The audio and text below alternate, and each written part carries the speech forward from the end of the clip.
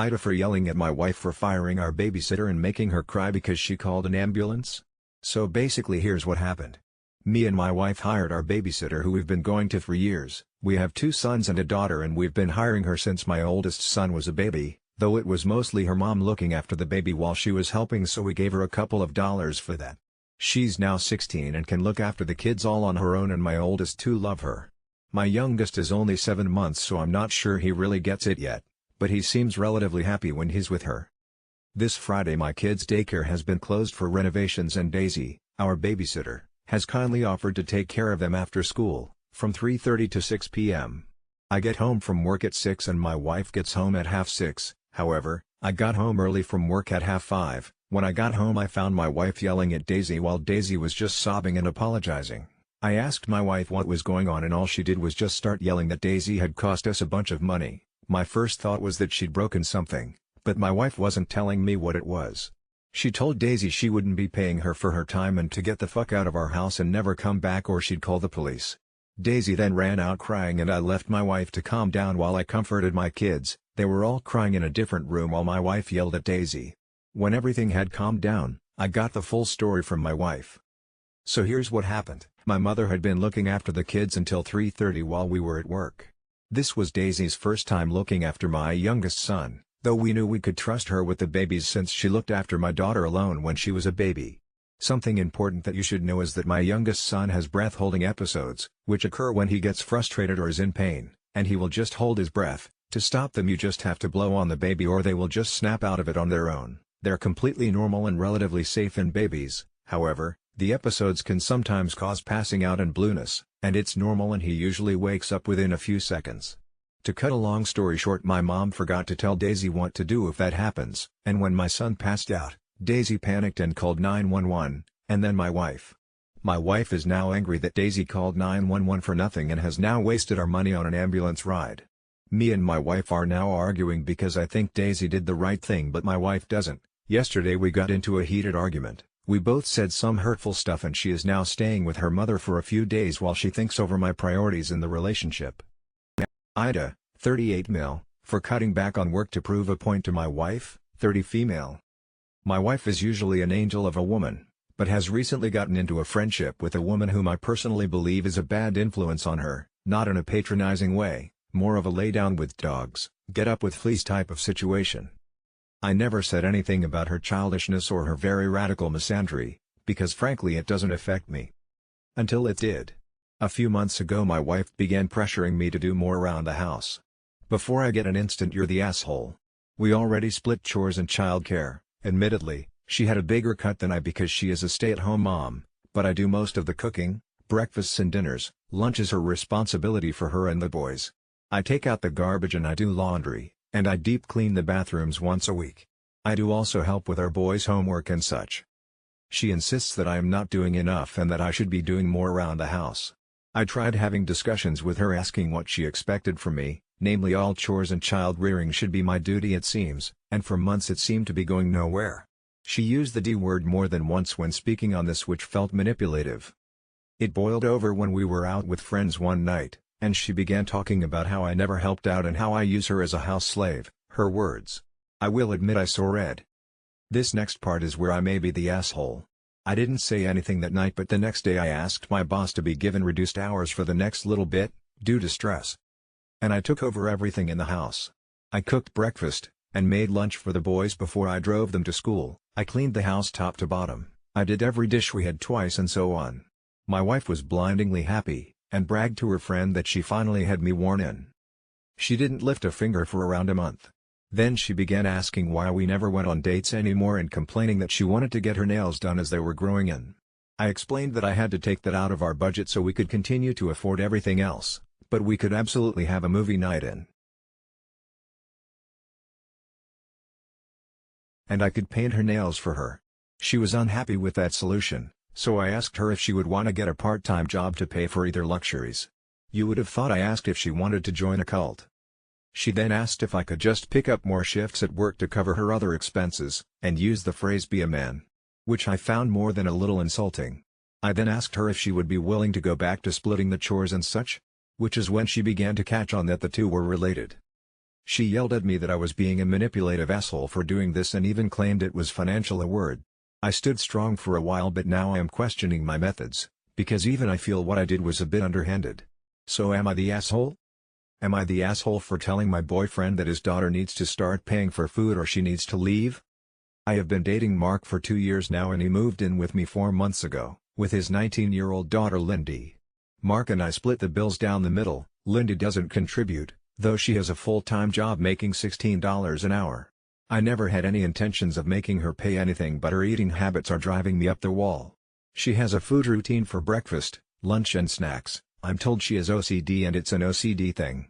She has 6 pieces of toast every morning between 6 to 8 a.m. 2 with peanut butter, 2 with butter, 2 with jelly. By 10 a.m. she makes herself 2 hard-boiled eggs because she's starving.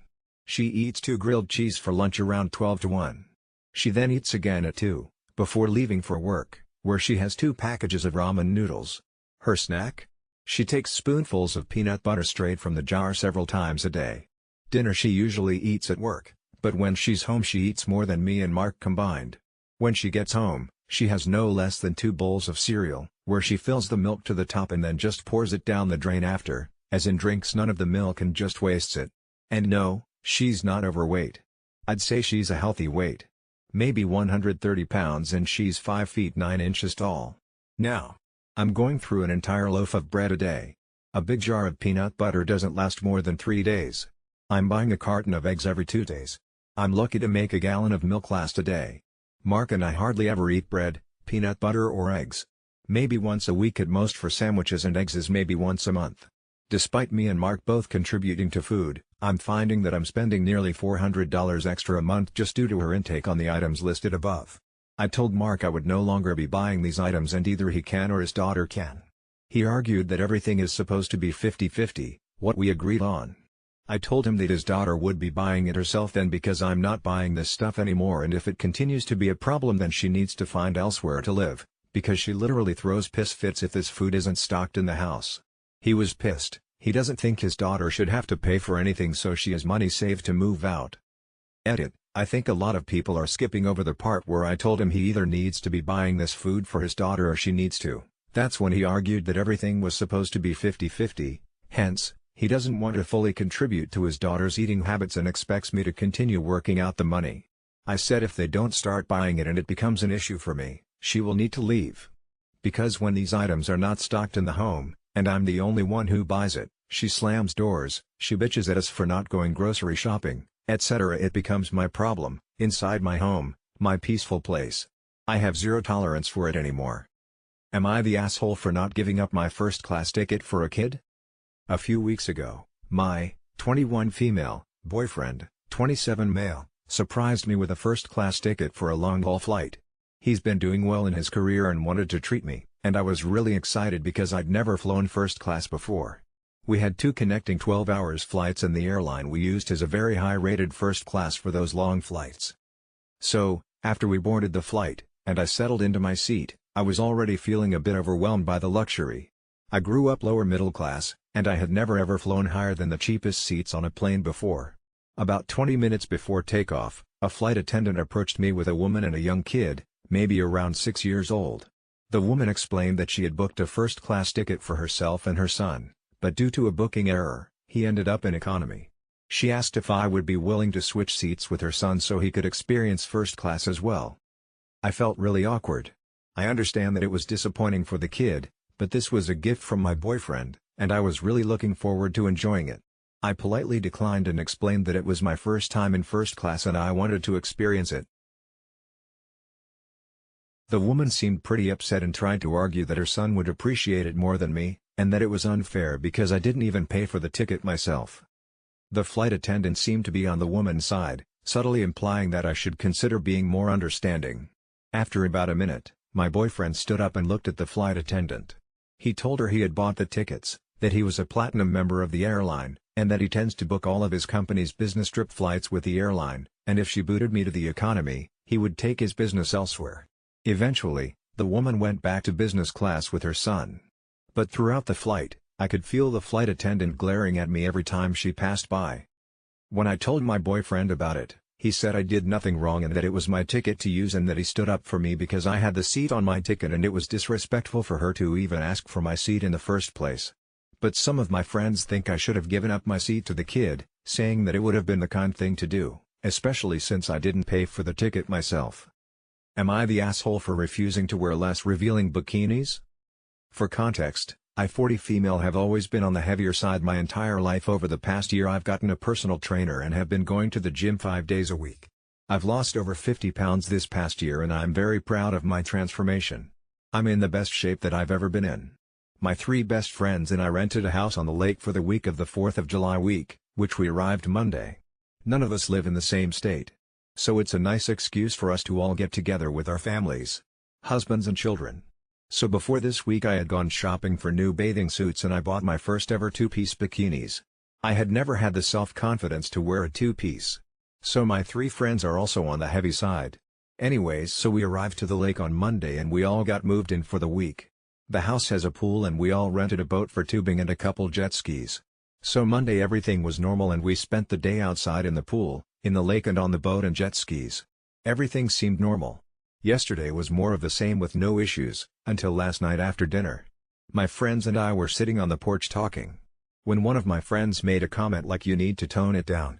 At first I didn't know what they were talking about, so I made a funny comment about nothing. That's when all 3 of them lit into me.